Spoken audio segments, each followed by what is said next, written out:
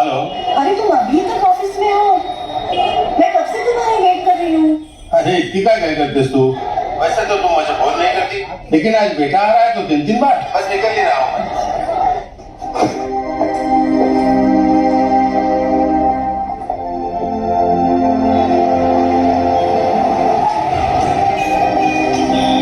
कितनी देर लगा तुमने? चला आपको पता है ना घर में और कितने काम बाकी है। क्यों परेशान हो रही हो? जानता हूँ तुम वीर को बहुत मिस करती हो। अब कुछ दिन यही हमारे पास रहेगा वो। 12 मार्च 1993 मुंबई में 12 अलग जगहों पे बॉम्ब ब्लास्ट हुए। पहली बार देश ने ऐसा आतंकी हमला देखा और इन ब्लास्ट में मुंबई पुलिस और आम आदमी को उस चीज से वाकिफ करवाया जिसने हिंदुस्तान को हिलाकर रख दिया, RDX।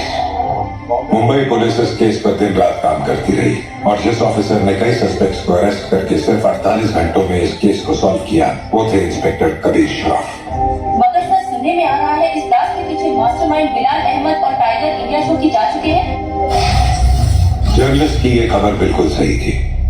ब्लास्ट से 2 दिन पहले टाइगर और बिलाल देश छोड़कर भाग चुके थे। टाइगर ईरान चला गया और बिलाल अहमद POK उमर हफीज के पास।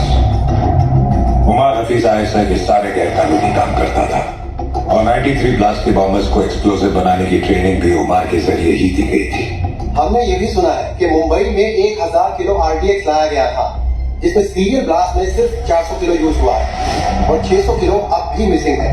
क्या ये इन्फॉर्मेशन सही है? किसी को नहीं पता था कि इन्फॉर्मेशन सच थी या एक अफवाह, मगर सिर्फ कबीर श्रॉफ जानता था कि वो 600 किलो RDX इंडिया में ही कहीं दफन है और उसे दफन करने वाला कोई और नहीं, बिलाल अहमद है।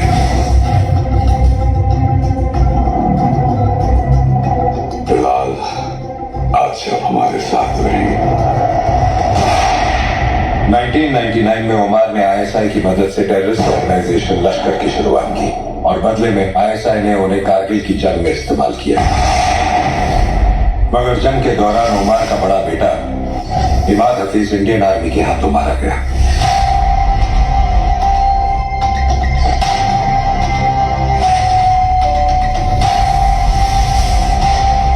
इमाद की मौत की खबर सुनकर उमर के छोटे बेटे रियाज और रजा लंदन से अपनी पढ़ाई छोड़कर फौरन मुजफ्फराबाद लौट आए।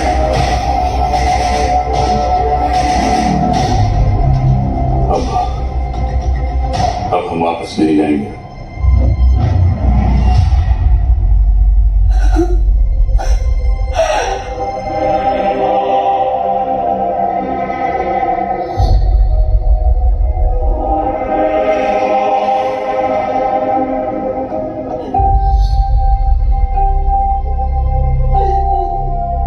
मैं आपसे वादा करता हूं भाभी कि सरहद पार कोई भी महफूज नहीं रह पाएगा। एक हफ्ते बाद मोहाली में इंडिया और पाकिस्तान का क्रिकेट मैच है और आप सभी का इंडिया जाने के लिए 2 दिन का वीजा इशू किया जा चुका है। आप सब इंडिया जाएंगे जरूर और कभी वापस नहीं लौटेंगे। वहाँ मेरा एक दोस्त है कादिर उस्मानी, उसने आप सब के लिए अलग अलग शहर में रहने और काम करने का इंतजाम किया है। थे तो ये सारे पाकिस्तानी, लेकिन इंडिया में हिंदुस्तानी पहचान के साथ आम आदमी की तरह जिंदगी बिता रहे थे। ये हमारे आसपास हर जगह मौजूद थे और कोई भी हो सकते थे। शायद आपकी बिल्डिंग का वॉचमैन या फिर आपके ऑफिस में काम करने वाला एक एम्प्लॉय। इन्हें पहचानना और पकड़ना पुलिस के लिए बहुत मुश्किल था, क्योंकि जब तक इनका कमांडर इन्हें ऑर्डर ना दे तब तक ये किसी को कोई तकलीफ नहीं पहुंचाते थे। आज के बाद आपका सिर्फ एक ही कॉन्टैक्ट होगा, आपका एरिया कमांडर इन चीफ रियाज।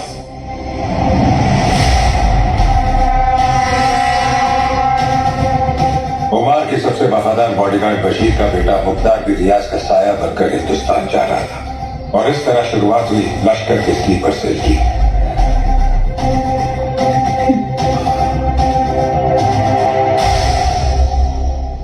मैंने और रजा चाचू ने अपनी जिंदगी के सबसे बेहतरीन साल लंदन यूनिवर्सिटी में गुजारे हैं। अब तो तुम भी वहां पढ़ने जा रहे हो, खूब मन लगाते पढ़ना। वैसे भी अभी यहाँ बहुत कुछ होने वाला है, तुम फिक्र मत करना। रजा, अम्मी और अब्बू का ख्याल रखना।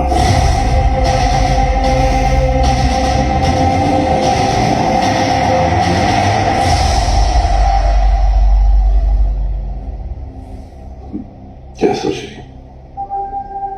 सोच रही हूँ कि ये सब कब खत्म होगा। ये सोचना चाहिए कि इसकी शुरुआत कहां से हुई। 60 साल पहले कुछ जाहिल और सियासत के लालची लोगों ने मजहब के नाम पर बंटवारा किया। तो इसकी सजा मिली हम जैसे लोगों को। खानदान को धक्के मारकर अपने घर से, अपने मुल्क से निकाल दिया गया। 5 साल के बच्चे के सामने उसके वालिद का गला काट दिया गया। उसकी अम्मी की जान ले ली, उसकी बहन के साथ।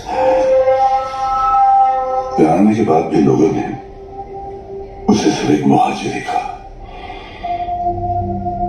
5 साल का बच्चा मैं था। मगर ये सब करके क्या हासिल होगा?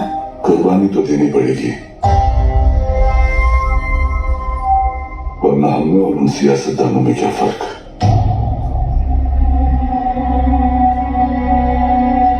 हिंदुस्तान ने मेरी किस्मत बदली।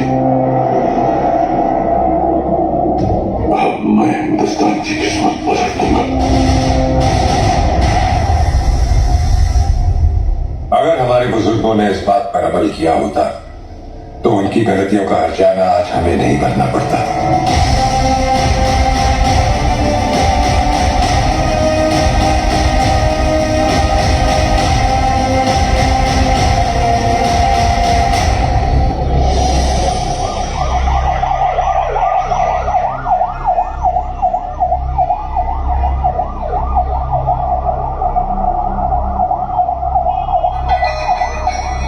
जी कबीर सर। सीएम सर तुम्हारे साथ है? हाँ सीएम सर साथ में है। फोन दो। Sir joint CP Kabir Shroff. हाँ कबीर। सर 3 घंटे से आपको फोन करने की कोशिश कर रहा। वो मैं फ्लाइट में था। बोलो क्या काम है? कुछ अर्जेंट बात करनी थी आपसे। अभी मिलने आ सकता हूँ? Actually I am on the way. मैं आ जाता हूँ ATS हेडक्वार्टर्स।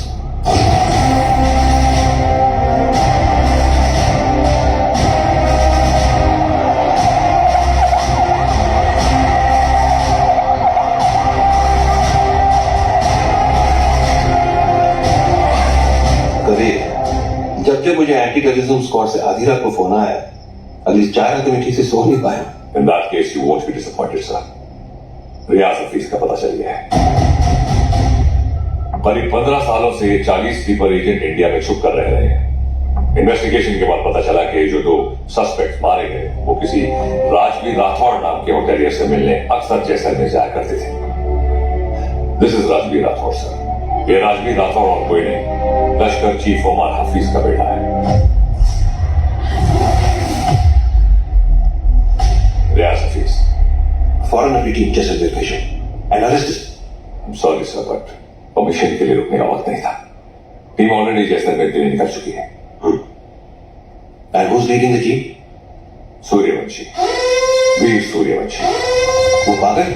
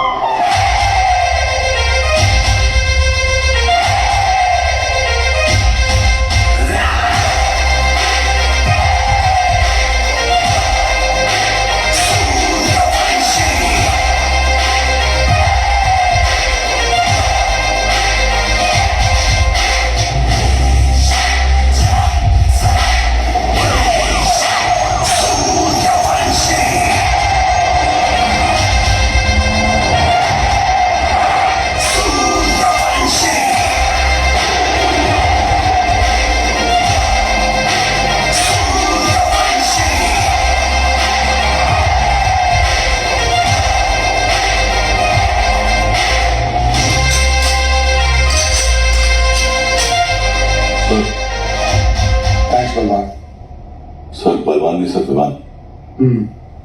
इतने सालों में 2 चीजें नहीं बदली सर, आपकी हेयर स्टाइल और नाम बोलने की आदत। सर वैसे एक बार हम रियाज को पकड़ेंगे ना, आपकी फोटो फ्रंट पेज पे नक्की।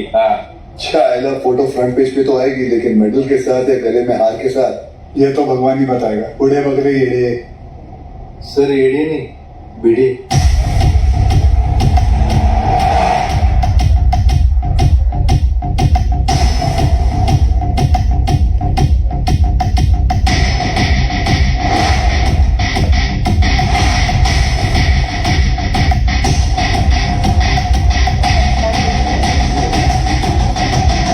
आई मस्ट से कि पूरे जैसलमेर में मैंने इतना अच्छा खाना नहीं खाया। Thank you very much. आप यहाँ की ओनर हैं? जी, ये रेस्टोरेंट मेरे हस्बैंड चलाते हैं। Oh okay. राजवीर, क्या हुआ?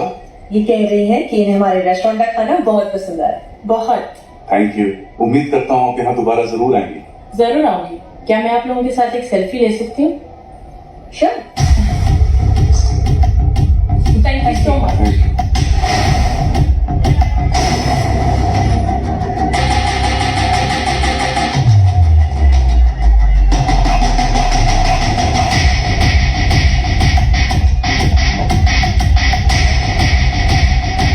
सर कंफर्म करिए।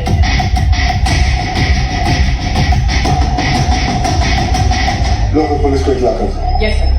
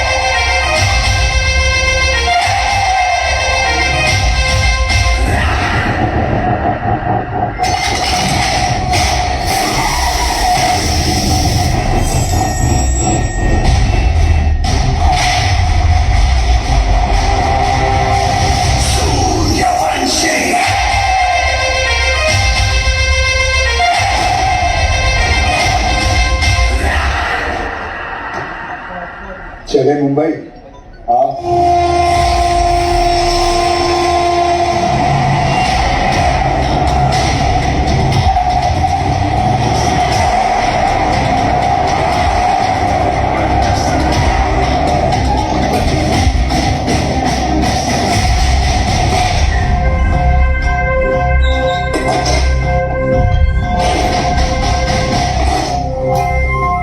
लाइट लॉक किडे sir bidi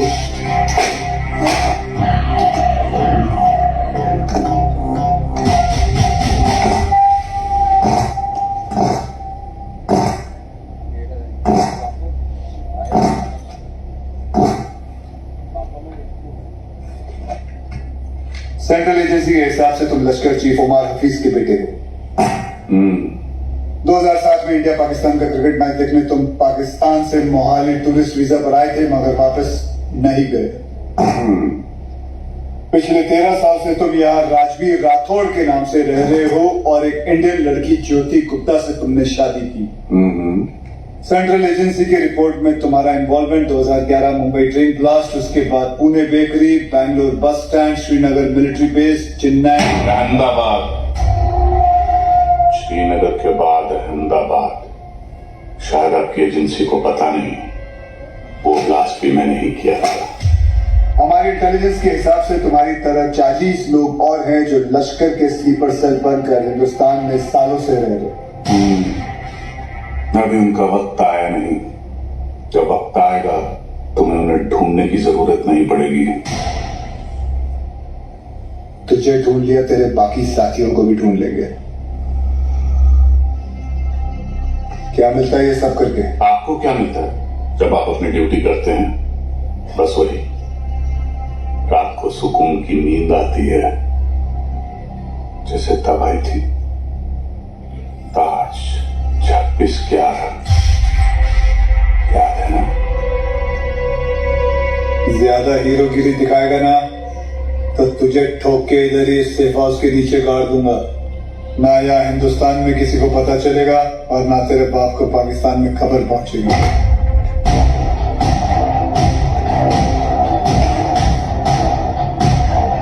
Kabir Shroff, ADG, Mumbai ATS, claim to fame 1993 Mumbai blast. सुना है सिर्फ 2 दिनों में पूरा केस सॉल्व कर दिया था आपने। सिर्फ टाइगर और बिलाल आपके हाथों से बच निकले। काफी जानकारी है तुम्हें मेरे बारे में, मगर हम भी जानते हैं कि 93 के बाद बिलाल तुम्हारे अब्बा की गोद में जाके बैठ गया है। भाईजान ने से कहती रही थी ये गलत है और अब रियाज इंडियन गवर्नमेंट की गिरफ्त में है। पता नहीं अब क्या करेंगे मेरे बेटे के साथ।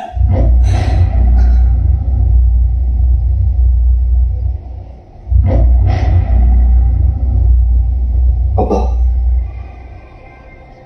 अब रियाज भाईजान को फांसी ही होगी। वो हिंदुस्तानी उन्हें नहीं छोड़ेंगे। हिंदुस्तान की 2 कौड़ी की रस्सी में इतनी ताकत नहीं की रियाज हफीज को मार सके। उसमें हमारा खून है, सिपाही है वो। मरेगा तो सीने में गोली खा के मरेगा। 93 ब्लास्ट केस सॉल्व करने का जितना सेटिस्फैक्शन है ना मुझे, उतना ही रिग्रेट भी कि मैं बिलाल को पकड़ नहीं पाया। सर, मैं 93 को कैसे भूल सकता हूं? उन धमाकों में ही तो मैंने मेरे माँ बाप को खो दिया। और उसका अफसोस मुझसे ज्यादा शायद ही किसी को होगा। देश में पहली बार ऐसे सीरियल ब्लास्ट हुए थे और ब्लास्ट में किसी ने अपना कारोबार खो दिया, किसी ने अपना हौसला, तो किसी ने अपने घर वाले। डिपार्टमेंट और मीडिया को ऐसा लगता है कि मैं बिलाल को ट्रैक करने की कोशिश आज भी इसीलिए कर रहा हूं because I want to settle the score. ऐसा नहीं है। 93 में 1 टन RDX आया था जिसमें से सिर्फ 400 किलो इस्तेमाल हुआ और पूरा का पूरा मुंबई हिल गया। 600 किलो आज भी कहीं दफन है। It could be anywhere, Mumbai, Porbandar, Konkan. डर इस बात का है कि ये इंफॉर्मेशन सिर्फ बिलाल के पास है। बिलाल अब वक्त आ गया तुम्हारे हिंदुस्तान जाने का। वहां जाकर मुंबई पुलिस के शक को यकीन में बदल दो कि पिछले 27 साल से वो 600 किलो RDX वहीं उन्हीं के जमीन में दफन है। जी भाईजान।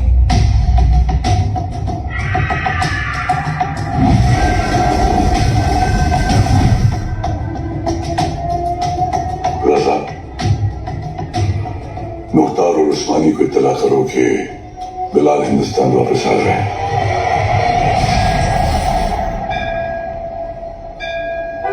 विद्या तुम घर चलो, मैं गैराज बंद करके आता हूँ। रोज की तरह देर मत करना, जल्दी आना। हाँ ठीक है। विवेक, तुम्हारे गैराज गया था तो पता चला कि तुम यहाँ पर हो। या तुम गाड़ी तो ठीक कर देते हो मगर पैसों की बात तो करते ही। आप क्यों चिंता कर रहे हैं? मुझे पता है आपके पैसे कहीं नहीं जा रहे। आजकल किसी पर भी इतना भरोसा नहीं करना चाहिए। ये पैसे रखो।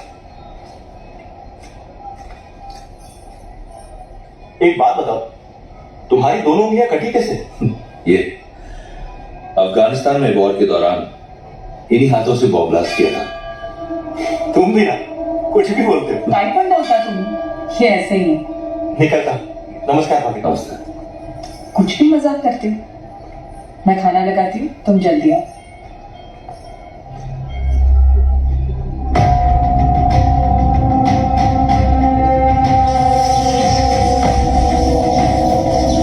उच्च क्रिकेट विषम अनुपात, जल्दी भुगतान और अंदर बाहर 3 पत्ती और वॉलेट के साथ निष्पक्ष live online casino.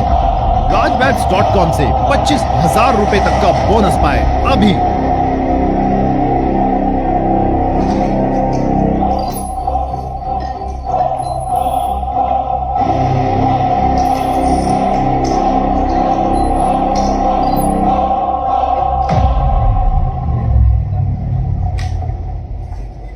Thank you so much sir, आपने मेरा ट्रांसफर अपने डिपार्टमेंट में करवा दिया।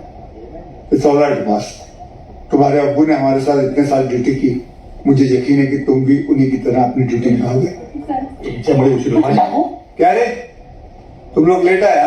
सर मैं नहीं, ये हमेशा का इसका। सर पता नहीं ये बीबी लोगों को तैयार होने के लिए इतना वक्त क्यों लगता है? कैसी हो गर्भवती? सर गर्भवती नहीं, सरस्वती। सर, आज 1 साल के बाद आप और रिया दीदी आर्यन का बर्थडे एक साथ मना रहे हैं। बहुत खुश होंगे ना? हाँ खुश हूँ भी नहीं भी। मतलब? रिया हमेशा के लिए ऑस्ट्रेलिया जा रही है आर्यन के साथ। ऑस्ट्रेलिया? सर उस हादसे को तो 1 साल हो चुका है। अब दोनों कब तक अलग रहेंगे? सर 2 लोग एक दूसरे से इतने अलग, फिर भी प्यार हुआ, शादी हुई। सर आप देखिए, रिया दीदी एक दिन आपके पास वापस जरूर आएगी। आइए sir.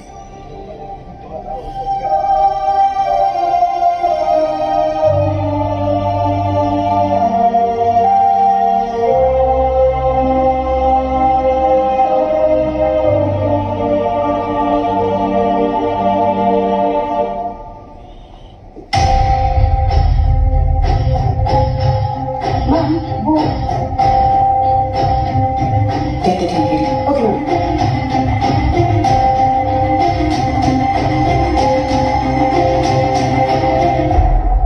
Are you a doctor?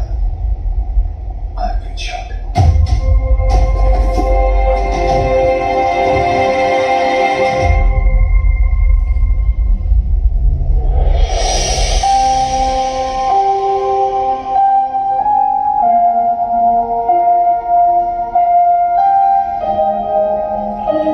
अब कैसा फील कर रहे हैं? Much better. Good. Good morning sir. Good morning sir. Good morning. टुंडे का क्या हुआ, पता चला कुछ? ढूंढे नहीं सर, मुंडे ढूंढ रहे साले को। आप पर गोली चलाई है, छोड़ेंगे नहीं उसे। मुझे अब डिस्चार्ज कब करेंगे? मुझे ड्यूटी पे जाना है। अपनी हालत देख रहे हो तुम? मतलब क्या? मतलब छोटी मोटी चोट है, ठीक हो जाऊंगा 2 दिन में। You can just leave me. हाँ, छोटे मोटे घाव से कुछ फर्क नहीं पड़ता हमारे सर को। ड्यूटी के लिए तो अपने जान की बाजी लगाते हैं सर। अच्छा, वैसे अगर बुलेट 2 इंच ऊपर लगती तो बाजी लगाने के लिए तुम्हारे सर की जान ही नहीं बचती। ये पुलिस स्टेशन नहीं है, हॉस्पिटल है और डॉक्टर मैं हूं। तो जब मैं बोलूंगी तब तुम्हें डिस्चार्ज मिलेगा। I hope that's understood.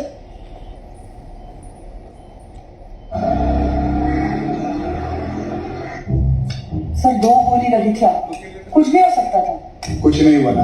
अरे सर, आपको पता है ये सिद्धिविनायक गई थी चलकर आपके लिए प्रार्थना करने। सर, अभी आप जल्दी से ठीक हो जाइए। आपके बिना इनको ड्यूटी पे भेजने में मुझे बहुत डर लगता है। सच कहो, अगर आप नहीं होते ना, मैं इनको पुलिस की नौकरी नहीं करनी थी। अरे बहुत डेयरिंग वाला आदमी है। हाँ सर, ये रिमोट कंट्रोल वाला बेड है, एक बार लेट के दिखूं क्या? हाँ, फैल जा फैल जा। वो खाए तो अरे ऊपर आ रहा है, ऊपर आ रहा है। देखो नहीं, ऊपर देखो।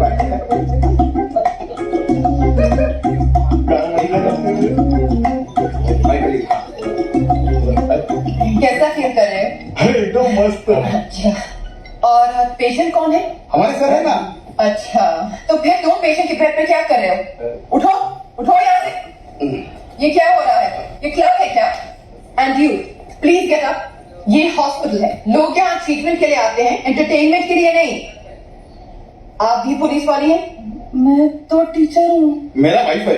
ये आपके पति हैं?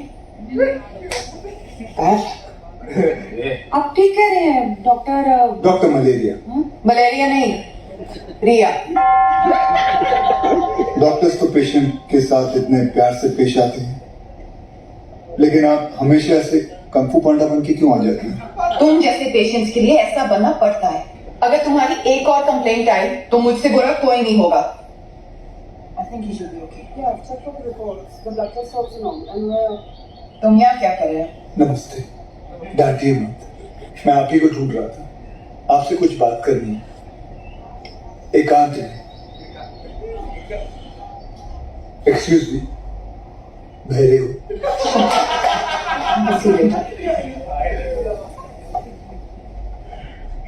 खाना खाया तुमने? नहीं, काफी मोटी इडली है। वाह, ये लोग ना आपको खामखा खूसट पकाऊ खड़ूस समझते हैं। हाँ, मैं नहीं, ये मैंने छोड़ी बैठ के। डॉक्टर हरनिया, मैं आपसे बात करना डॉक्टर हरनिया नहीं, रिया। इसी के बारे में बात करना चाहता हूँ। तुम्हें हरनिया है? मुझे हरनिया नहीं है, मुझे नाम भूलने की बीमारी है। मैं रमेश को सुरेश बुलाता हूँ और रमेश को सुरेश। आप हंसिए मत, मुझे दवाई दीजिए प्लीज। 4 लोगों के सामने बहुत बेइज्जती होती है मेरी, अब बर्दाश्त नहीं होता। ऐसी कोई बीमारी नहीं होती है इडियट, you're just lazy, इसलिए तुम्हें नाम याद नहीं रहती। मतलब आप ये कहना चाहते हैं कि मैं पुलिस वाला हूँ लेकिन आलसी हूँ? गलत समझ ली। अब देखिए, मैं यहाँ बैठे बैठे ये देखिए कितनी तेजी से मैं फूल लेके आया हूँ। लीजिए ना।